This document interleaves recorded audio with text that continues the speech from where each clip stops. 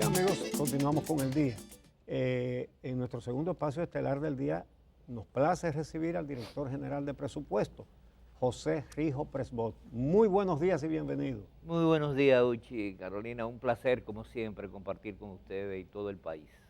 Bueno,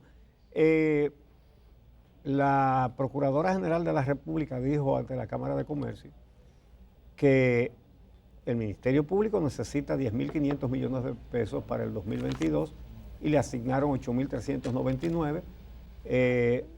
Tú dijiste que se le había hecho un aumento de 1.500 millones al presupuesto de la Procuraduría, pero ayer el presidente Abinader dijo textualmente: no le faltarán recursos a la Procuraduría General de la República. ¿Cómo se traduce eso en cifras, en pesos y centavos? Bueno, oye, mira, el presupuesto de la Procuraduría General de la República estaba afectado anteriormente por todo el programa de construcción de las cárceles del sistema penitenciario. Al quitarse eso, esa partida importante, el presupuesto se reduce de unos 10.500 millones a unos 6.000 millones de pesos, 5.800 millones de pesos. Es decir, que aparentaba que la disminución era a la habilitación o mejoramiento y la posibilidad del trabajo del Ministerio Público. Y claro, y lo hemos dicho, para el Ministerio Público, para la justicia, habrá siempre disponibilidad de recursos para hacer los aportes que ellos requieran.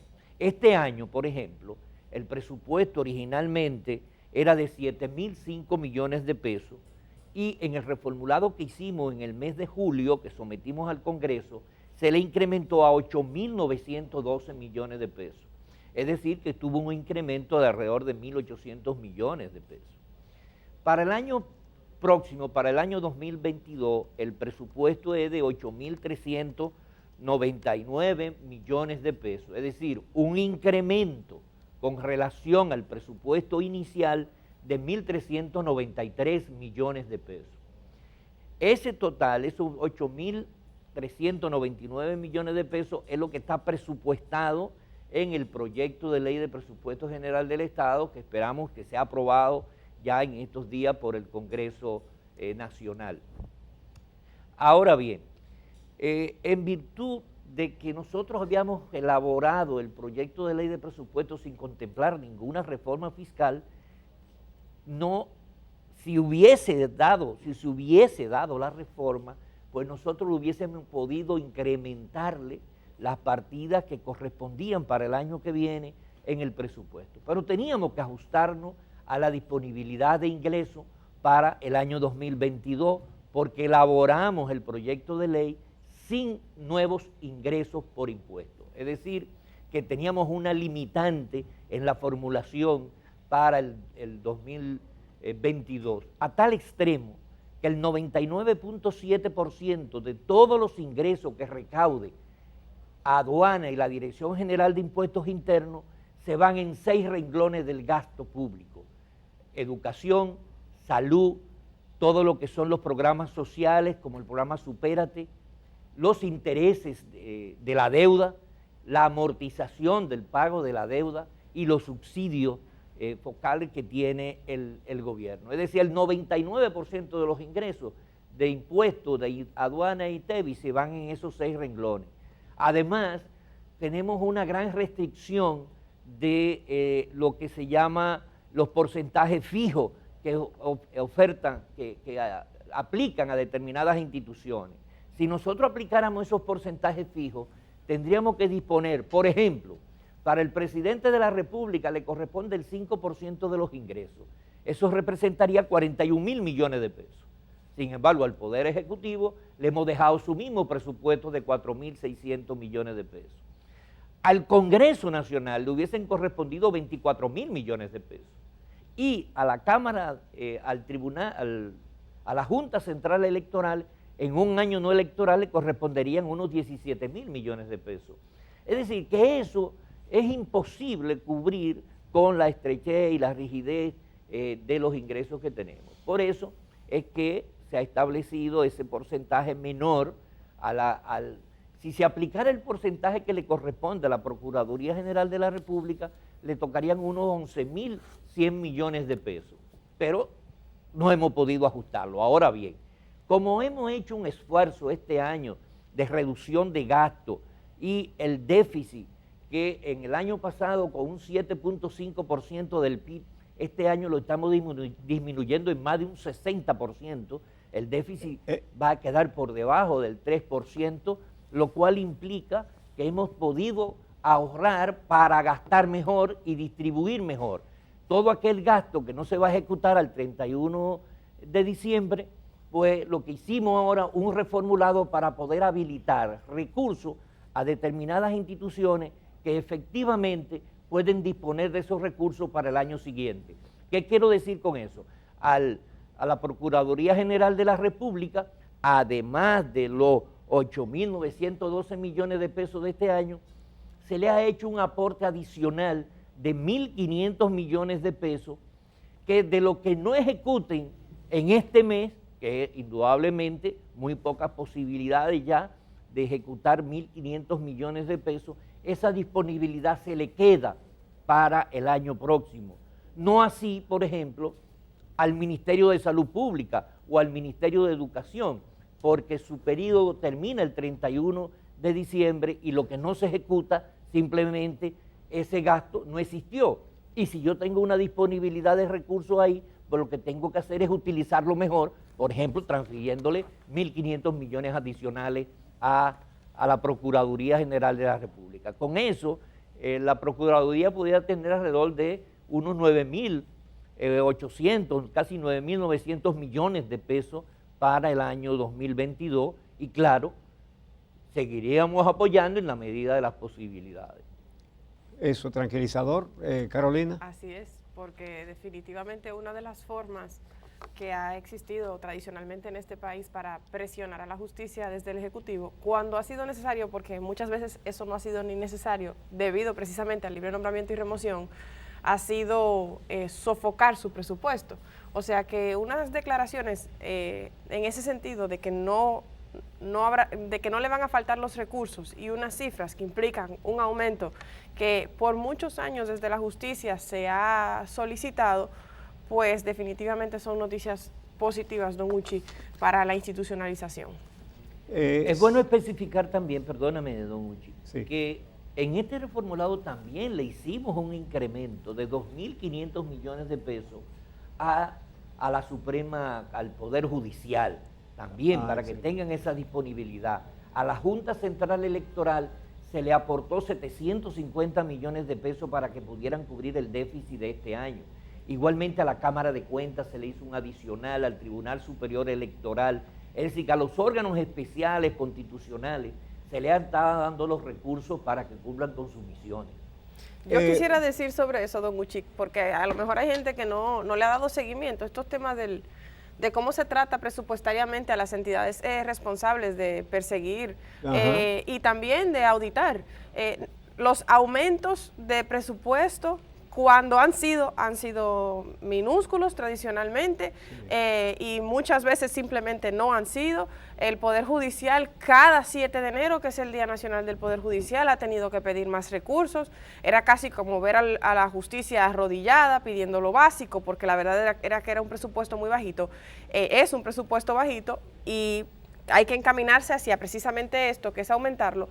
Pero además, quería mencionar sobre eso, que el tema del presupuesto con los órganos de justicia, y quisiera saber la opinión de Rijo Presbot en ese sentido, debería de estar regulado por una normativa, presumo, que permita que haya como una guía específica para esto. No sé si es, por ejemplo, como pasa con educación, que se dispone un monto porcentual específico, de manera tal que no sea tan discrecional, siempre será discrecional, pero que tenga un margen menor de discrecionalidad por parte del Ejecutivo.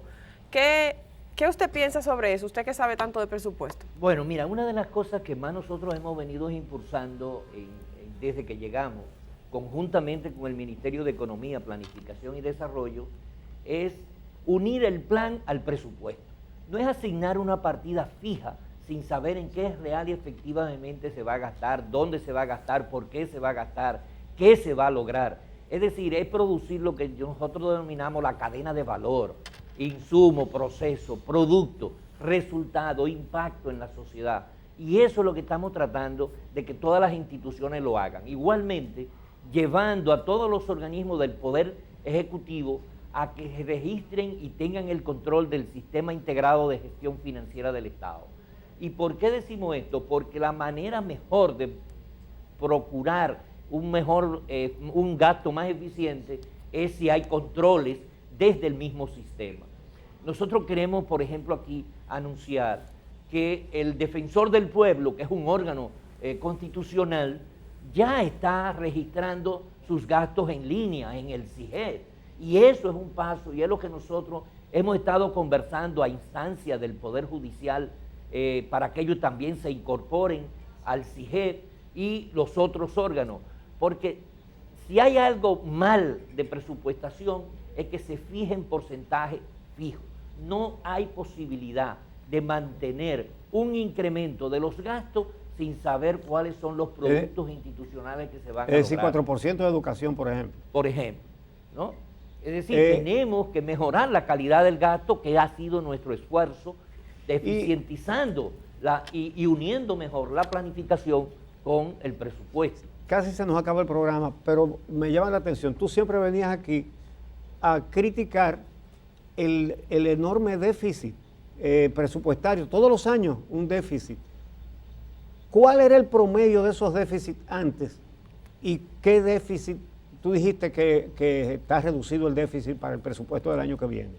Mira, los déficits empezaron en el 2008 con la reelección de Leonel Fernández. El mayor déficit sin pandemia, porque hay que entender qué es lo que ha pasado este año, que hemos tenido una pandemia. El promedio anda por alrededor del 3.2% mal contado, porque en un día como hoy de la lucha contra la corrupción, nosotros tenemos que precisar que el mecanismo mayor de corrupción que había era lo que se denominaba la creación de deuda administrativa que nosotros tanto criticamos, y que eso ocultaba el déficit real.